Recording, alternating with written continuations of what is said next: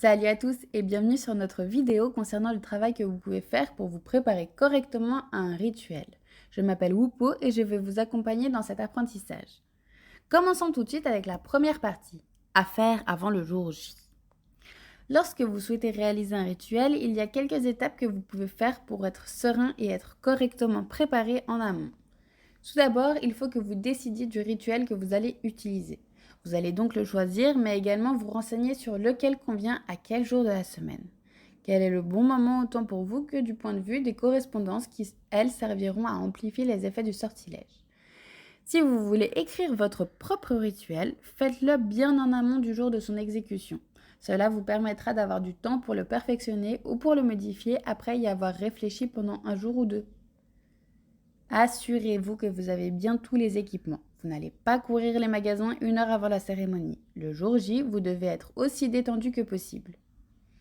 Pensez également à l'avance à l'endroit où vous souhaitez pratiquer. Si vous faites des cercles de protection avant vos rituels, vous devez avoir un accès à un endroit suffisamment calme et grand pour y être à l'aise.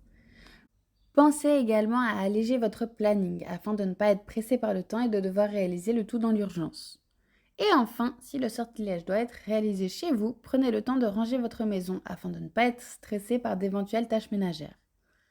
Passons maintenant à la deuxième partie de cette vidéo, le jour du rituel.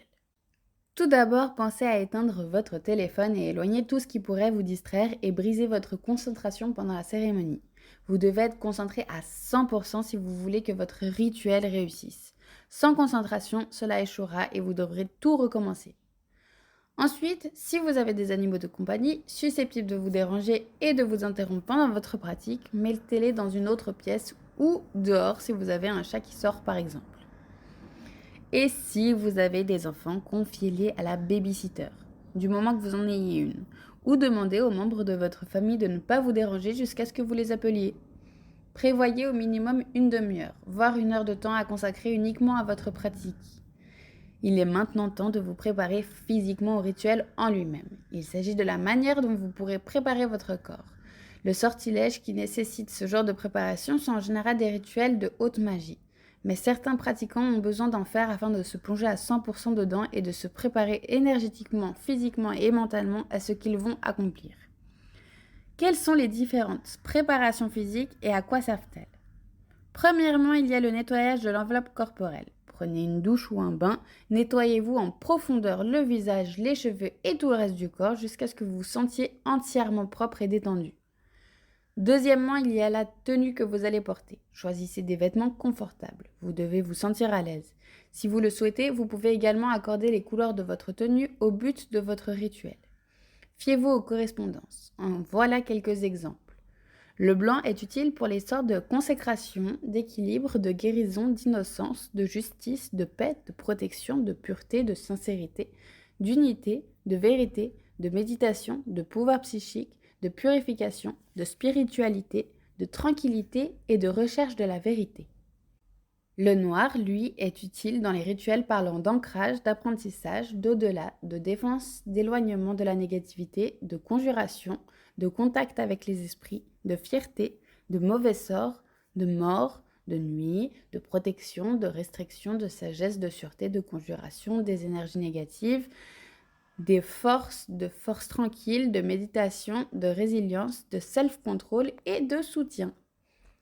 Le rouge, lui, est utile pour les rituels parlant d'action, d'amour, d'assurance, de conflit, de courage, de danger, de désir, de fertilité, de feu, de force, de guerre, d'indépendance, de passion, de pouvoir sexuel, de survie, de vitalité, de défense d'énergie, d'enthousiasme, de guérison, de naissance, de mort, de sang, de santé, de sexe et de vigueur.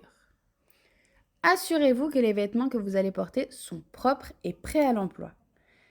Et pour finir, il y a également la question de maquillage. Évidemment, je ne vous parle pas d'un maquillage pour aller en soirée, mais de celui de cérémonie. Certains pratiquants ont besoin de marquer leur corps comme le font certains sorciers dans les pratiques du vaudou par exemple.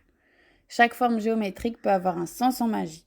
Vous pouvez également vous maquiller en traçant des runes sur votre corps ou des sigils qui renforceront votre pouvoir ou qui vont dans le même but que votre rituel.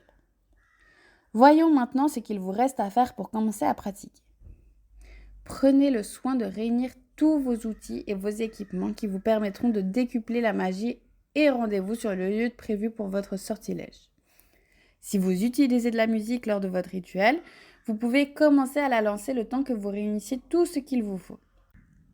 Assurez-vous également que ça ne sera pas une distraction pendant la cérémonie. En effet, une coupure de musique imprévue due à une playlist trop courte serait très malvenue. Préparez soigneusement votre espace de travail, placez-y tous vos outils.